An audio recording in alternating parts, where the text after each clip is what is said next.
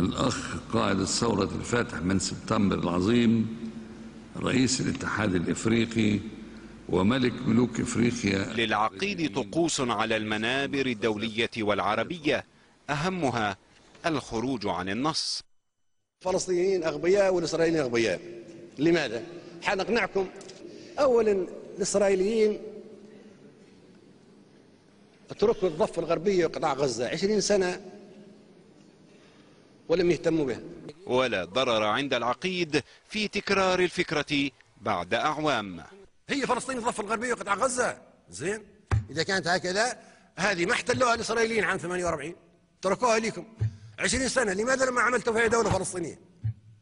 وحتى لا تتكرر الفكرة كثيرا، وضع حلها العقيد في الكتاب الأبيض.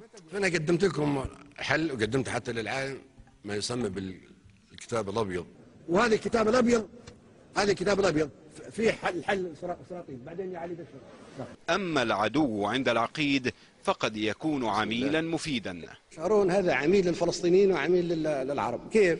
قالوا لي إنه هو يعمل في أشياء تؤدي إلى ذبح الإسرائيليين بالعشرات وبالمئات. إذن هذا مدسوس داخل الإسرائيليين. ميثاق الأمم المتحدة لا داعي له. هذا انتهى وقته في الحرب العالمية الثانية. هذا العقيد يعلم أن طول الخطاب قد يدفع بالنعاس. كلكم نايمين تو، كلكم تعبانين، واضح. ليش هذا التعب؟ وللعقيد علاقة غريبة مع المترجمين. لازم نترجم بالجملة معك. زيادة المقاعد يزيد الطين بلة. أنا ما بعرف المترجم كيف ترجم الطين بلة. هذه مثل يصعب ترجمتها بالإنجليزي يعني، لكن المساعدة كان فيها هي to add insult to injury. عودة إلى القمم العربية، المنبر المفضل ربما للعقيد، فهي الجامع الوحيد به مع العرب كما يقول. احنا أعداء لبعضنا، احنا كلنا نكره بعضنا ونتخاصم مع بعضنا ونكيد لبعضنا ونشمت في بعضنا، ما في حاجة تجمعنا أبدا إلا القاعة هذه.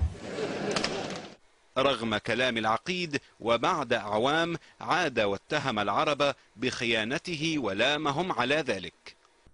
أجهزة عربية للأسف شقيقة تغدركم وتخونكم، هذه آخرتها.